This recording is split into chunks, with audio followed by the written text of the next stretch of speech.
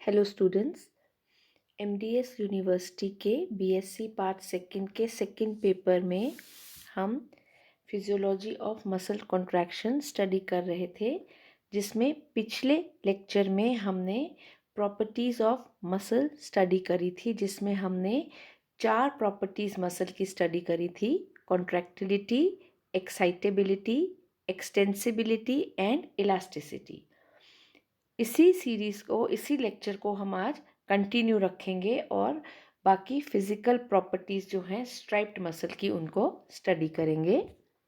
तो सबसे पहले आज हम स्टडी करेंगे इसकी प्रॉपर्टी, जिसमें फर्स्ट है motor unit. A motor unit is a motor neuron and all the muscle fibres it supplies. यानी कि मसल फाइबर्स का ग्रुप जो एक सिंगल नर्व फाइबर से इनर्वेटेड होता है, उसे हम मोटर यूनिट कहते हैं।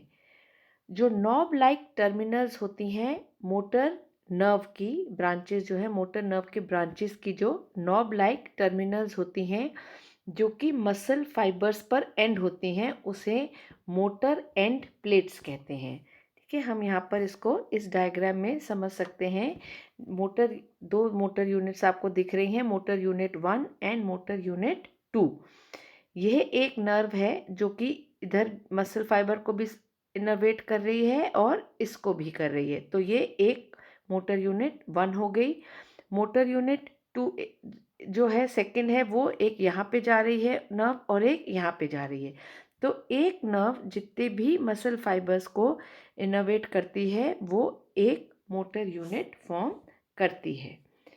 तो muscles that control fine movements, जैसे कि फिंगर्स या आइज की फाइन मूवमेंट्स जो होती हैं, वहाँ पर स्मॉल मोटर यूनिट्स होती हैं, जो कि 3 से लेके 6 तक मोटर यूनिट्स हो सकती हैं। लेकिन वो मसल्स जो कि वेट बेयरिंग होती हैं, लार्ज वेट बेयरिंग मसल्स जो होती हैं, जैसे थाइज हुई, हिप्स हुई, वहाँ पे मोटर यूनिट्स जो हैं वो ज़्यादा होती हैं, 120 से लेके 165 तक हो सकती हैं। देन कम्स ऑल और नन रिस्पॉन्स। जो रिस्पॉन्स का मैग्नीट्यूड होता है किसी भी सिंगल मसल फाइबर का किसी भी स्टिमुलस के प्रति, वो इंडिपेंडेंट होता है उस स्टिमुलस के नेचर और स्ट्रेंथ से। यानी कि मसल फाइबर या तो स्टिमुलस के प्रति रिस्पॉन्ड करेगा, और करेगा तो वो फुली, जो रिस्पॉन्स होगा वो मैक्सिमम होगा, वो उसके नेचर या स्ट्रेंथ ऑफ स्टिमुलस पर डिपेंड नहीं करेगा। देन कम्स थ्रेशहोल्ड इंटेंसिटी और रियोबेस।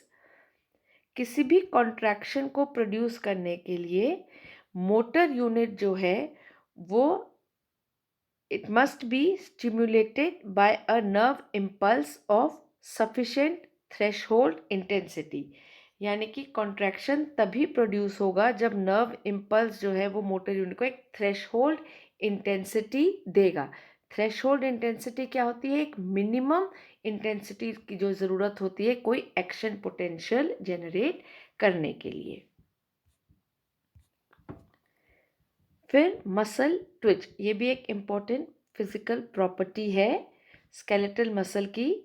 मसल ट्विच क्या होता है, इसको हम डिफाइन कर सकते हैं as a response to a single brief stimulus.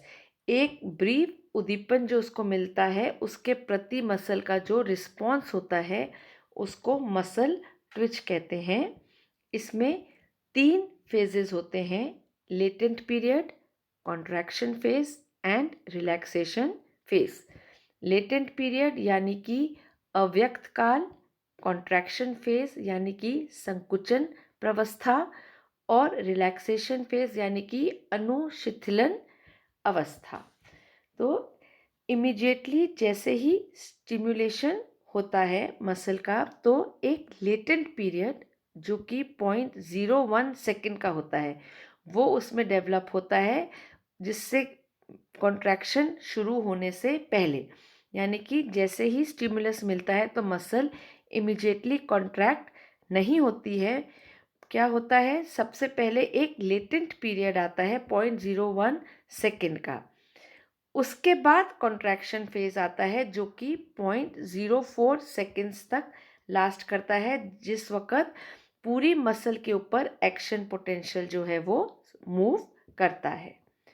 फिर आता है रिलैक्सेशन फेज, जो कि 0.05 सेकेंड्स का होता है, जिस समय मसल जो है वो ग्रेजुअली रिलैक्स होती है और अपनी ओरिजिनल लेंथ पर वापस आती है। इसको थोड़ा सा हम जूम करके देखते हैं। This is the single stimulus जो उसको मिल रहा है, this is the time taken, and ये जो है वो ये टेंशन जो मसल में डेवलप हो रही है। तो जैसे ही स्टिमुलस मिलता है तो पहले 0.01 सेकेंड्स का एक लेटेंट पीरियड आता है, उसके बाद 0.04 सेकेंड्स का कॉन्ट्रैक्शन होता है, और फिर उसके बाद जो है रिलैक्सेशन फेज जो है वो आता है। तो यानी कि यह लेटेंट पीरियड, कॉन्ट्रैक्शन फेज और रिलैक्सेशन फेज, यह तीनों मिलकर जो है वो मसल ट्विच फॉर्म करती हैं एक सिंगल ब्रीफ स्टिमुलस के प्रति जो मसल का रिस्पॉन्स होता है। तो ये पूरा मसल ट्विच जो है वो 10 सेकेंड्स में पूरी होती है, जिसमें से 0.1 सेकेंड्स जो है वो लेटेंट पीरियड का हो जाता है, 0.04 सेकेंड कॉन्ट्रैक्शन फेज और 0.05 सेकेंड्स जो है वो रिलैक्सेशन फेज। एग्जैक्ट टाइम जो है मसल ट्विच का वो वेरी करता है टाइप ऑफ मसल फाइबर पे और टेम्परेचर पे। फॉर एग्जाम्पल, लेग की मसल फाइबर्स जो होती हैं उनमें 60 to 100 मिली सेकेंड्स का ड्यूरेशन जो है वो एक सिंगल मसल ट्विच के लिए हो सकता है, जबकि आई मसल्स जो हैं वो 10 मिली सेकेंड्स जितना कम समय में भी एक रिस्पॉन्स जो है वो देती हैं। नेक्स्ट इम्पॉर्टेंट फिजिकल प्रॉपर्टी जो स्केलेटल मसल की है वो है रिफ्रैक्टरी पीरियड। स्टिमुलेशन के बाद मसल फाइबर्स जो हैं एक ऐसे पीरियड से गुजरते हैं जबकि वो एक्साइट नहीं होते हैं।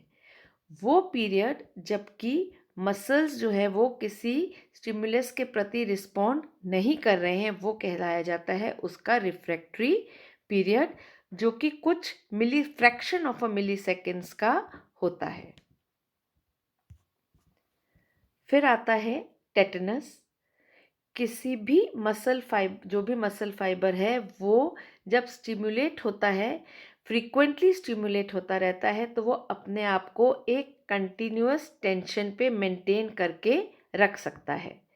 तो रैपिड एक्साइटेशंस की वजह से जो है मसल फाइबर को रिलैक्स करने का टाइम जो है वो नहीं मिलता है। तो ऐसे में जो उसका रिस्पॉन्स है वो एक स्मूथ, सस्टेन्ड और मैक्सिमल रिस्पॉन्स होता है, जिसे हम टेटनस कहते हैं। हम इसको इस फिगर में देख सकते हैं। कंटिन्यूसली वो स्टिमुलेटेड है, रिलैक्स नहीं हो पा रहा है, तो जो है एक स्मूथ, सस्टेन्ड और मैक्सिमल रिस्पॉन्स जो है वो उसका होता है, जिसे हम टेटनस कहते हैं। कंप्लीट टेटनस जो है वो मसल फाइबर तब दिखाता है जब उसको स्टिमुलेशन जो है वो मिलता है 50 से 1000 स्टिमुलाई पर सेकेंड। अगर 50 से 1000 स्टिमुलाई उसको मिलते हैं तो मसल फाइबर जो है वो एक कंप्लीट टेटनस शो करता है। अगर स्टिमुलस जो है वो इस तरीके से दिया जाए जैसे कि 5 से 10 स्टिमुलाई पर सेकेंड, तो मसल जो है वो बीच में उसका जो टेटनस जो है वो इनकम्प्लीट हो जाता है।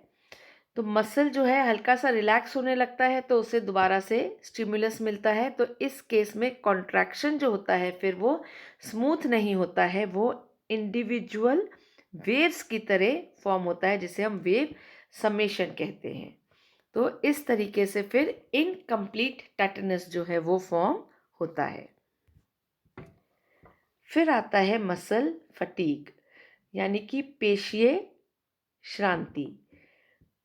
मसल फाइबर जो है वो अपना टेटनस को काफ़ी समय तक, काफ़ी लंबे पीरियड तक, एक पीरियड ऑफ टाइम जो है उस तक मेंटेन करके रख सकता है।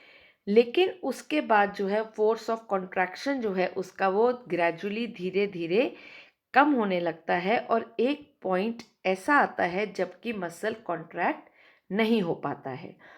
इस फेज को हम कहते हैं मसल फटीग, पेशीय श्रांति, जब मसल फिर किसी भी स्टिमुलस के प्रति रिएक्ट नहीं करता है।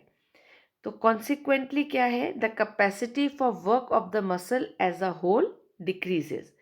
यह फटीग दो वजह से हो सकता है, या तो जितने भी हाई एनर्जी फॉस्फेट सबस्ट्रेट्स हैं मसल में, जैसे कि एटीपी और फॉस्फोक्रिएटिन, वो एग्जॉस्ट हो जाते हैं, ख़त्म हो जाते हैं, या फिर कोई वेस्ट प्रोडक्ट्स जो हैं वो उसमें एक्यूमुलेट होते हैं। रिपीटेड एक्सरसाइज के बाद जो वेस्ट प्रोडक्ट इकट्ठा हो जाता है उसकी वजह से भी मसल फटीग जो है वो होता है। तो इस केस में मसल जो है फिर स्टिमुलस के प्रति रिस्पॉन्ड नहीं करता है, वो कॉन्ट्रैक्ट नहीं होता है। सो स्टूडेंट्स, ये कंटिन्यूस 2 लेक्चर्स में हमने पार्ट ए और पार्ट बी में प्रॉपर्टीज़ ऑफ मसल स्टडी की हैं, और इसी के साथ हमारा फिजियोलॉजी ऑफ मसल जो है वो कंट्रैक्शन आज ख़त्म होता है। नेक्स्ट लेक्चर में हम एक फ्रेश टॉपिक जो है वो स्टार्ट करेंगे। Thank you so much.